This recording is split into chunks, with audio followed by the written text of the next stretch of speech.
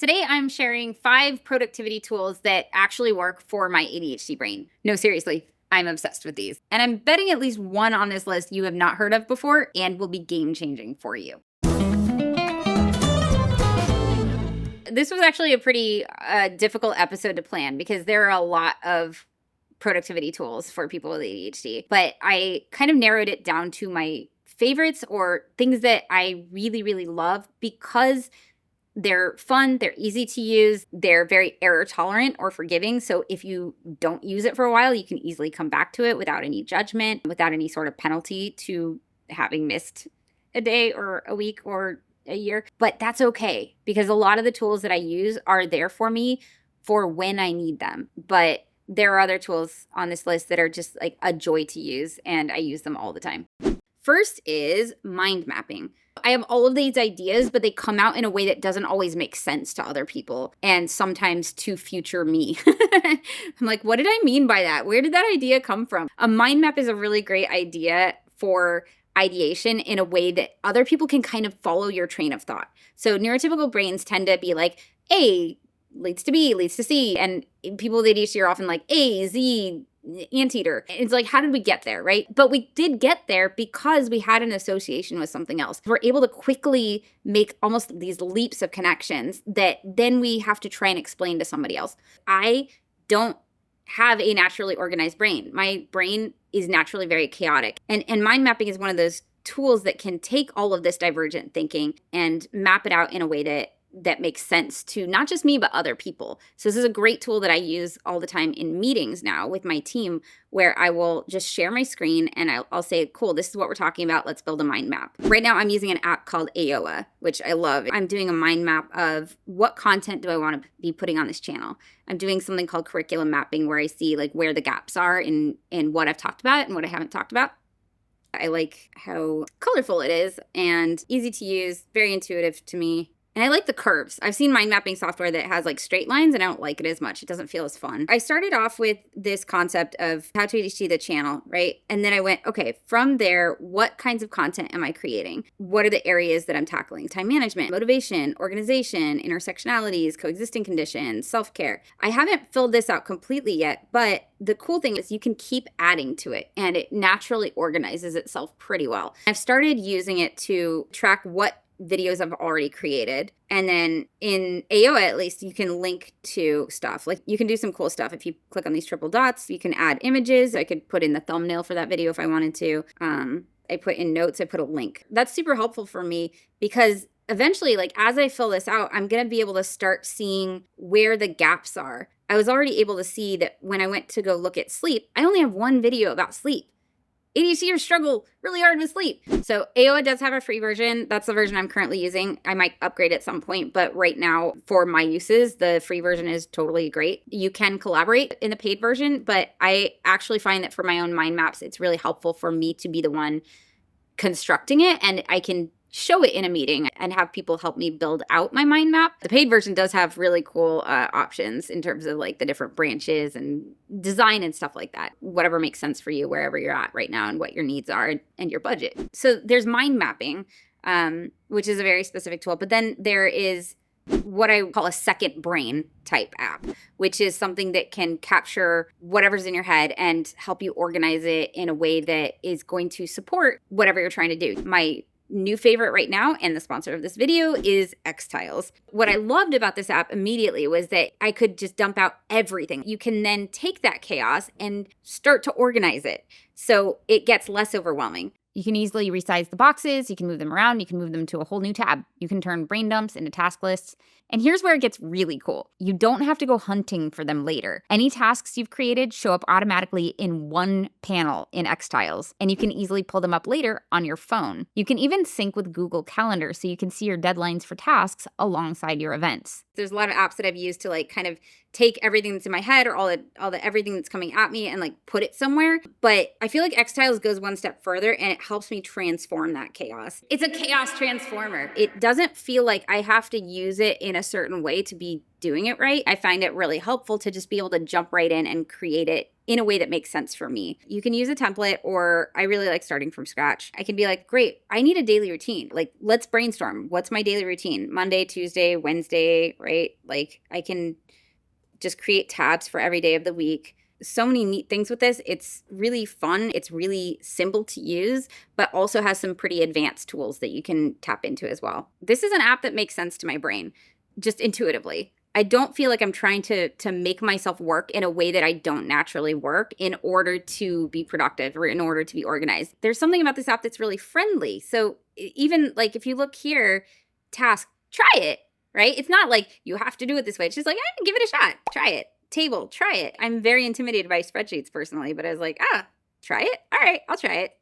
There are some really cool templates. So like you can do a weekly planner, budget tracker. Oh my God. I love that there's just a calculator built right in. This is amazing. Ooh, ultimate ADHD planner. Priorities, due later, everything else. Ooh, and it has a priority matrix. Wow, this is great. Of all the apps on this list, I think this is the most approachable, easy to use, accessible, just purely fun. I can see Xstyle as being like a home base for me. I loved this app so much I immediately signed up for the premium version, but there is a fantastic free version as well. Check out the description for a link. We will also pin it in the comments since this is today's sponsor. Planning your week is a tool that is very underestimated in the ADHD community, and I underestimate it all the time. And I keep thinking, but I don't have time to plan my week. I have too much to do. Planning requires executive function, which is impaired in ADHD brains. And so a lot of the time we need a tool that can help us do that. And one of my favorites is Sunsama, because it's not about planning so that you can get as much done as humanly possible. It's about helping you be sustainably productive. It's about helping you prevent burnout and to ensure that the things that you're working on are the things you want to be working on. It walks you through step by step, and it prompts you to push back things that can wait. It is the first thing that I have found that actively encourages you to do less work, because if you want to do more, do less. The more we have on our plate, the less likely we're actually going to get to all of it, and the more likely we're going to be frustrated and overwhelmed and discouraged. So Summit pulls in stuff from all of the different places that your tasks might come in, and you deliberately plan out your day every morning. One of the big challenges that we have is that we think that we have more time than we do, or we think that things will take less time than they actually do, and then get frustrated with ourselves and beat ourselves up for not having gotten everything done when that was not actually possible. So task number 1, let's say it's going to take 10 minutes. Then you hit play on the task. It can bring you into focus mode, and it will tell you how long the task actually took. This is a strategy that's really helpful for understanding how long things actually take you, not how long you think they should take. It is game changing to plan your week. I'm still trying to figure out like when to do that, but Sunsama is very forgiving. If I don't plan my week one week, it is really easy to come back to it and do it the next week, or just plan one day. While it is a paid subscription, you can try it for free without a credit card, which I really appreciate. It is a very ADHD friendly model, and keep doing it, guys. You're doing great. You know how you pick up your phone and you don't even mean to, but then you're automatically opening an app and then suddenly you're doing something for like 2 hours that wasn't even what you intended to do? There is an app for that. So Opal is fantastic. It's a distraction blocker so that you can use the apps that you want to use at times that you decide you want to use them. They are distractions when that's not the thing that we wanted to be working on, but sometimes it is, right? Sometimes I do want to be checking Slack. Sometimes I do want to be playing a video game. And in that moment, it is not a distraction. Having a distraction blocker like Opal is fantastic because it lets you tailor the blocking to what you need blocked at a certain time. Opal can help us be more mindful because you can block apps, you can block distractions that aren't serving you, but you can also access them if you really decide, you know what, no, I'm having a bad brain day, I'm just going to sit and play some video games. You can access it. It just, you have to jump through some extra hoops. So you have to really be intentional. It helps you focus on the things that you want to be doing, whether that's being at work or being with your family or playing a video game. You can focus on the things that you want to be focused on. One thing that can help is something called a distractibility delay, like building in pauses to where, okay, we're going to get distracted, but like, what if we just like wait a little bit before we participate in that distraction? That can help us build up our tolerance for staying focused on something. And a lot of time, that's all it takes for me. You open up the app, it's like, nope, sorry, it's blocked. And you're like, right, okay, back to what I'm doing. Whereas if you were able to open it up, now you're distracted for who knows how long, right? It's a really powerful tool and it's very, very customizable. It also gamifies it. I get gemstones for staying focused. It helps you be more mindful of if this is really an intentional choice versus just habit. It supports your focus in a really powerful way. So many productivity tools you have to remember to use. This is one where you set it up and then it just happens automatically. Opal does have a free version. It also has a paid version. The paid version is much more customizable and, in my opinion, completely worth it. The beautiful thing about checklists is it makes it so you're able to use your working memory for the doing part as opposed to the remembering what to do part. It lightens the mental load so much and makes life so much less overwhelming because you just have to follow the checklist. So many times I'm leaving the house and I run back in because I forgot something, and then I run out and then I'm like, wait, what am I forgetting? I feel like I'm forgetting something. No, I think I have everything. And then I get halfway to work and I'm like, oh, that's what I forgot. I need a checklist. It felt like this big ordeal to make a checklist because like sitting down and figuring out what I need to do and then writing it down. It turns out making a checklist is really quick. And if you forget something on your checklist, you can add it to the checklist when you realize that you forgot it. I went from taking an hour to get out the door in the morning to 15 minutes. And oh my God, one checklist, one that took me 5 minutes to make, has saved me probably hours this week. There are obviously a lot of different ways to do checklists. Some tools are really overpowered for what our needs are. So if you just need a pen and paper checklist, then that's a great solution. If you need a template that you can check things off on a regular basis, and then maybe doing a digital version makes sense, but keeping it really simple. That's where I'm at right now. I use reminders on my phone. There's a lot of different ways to use this app.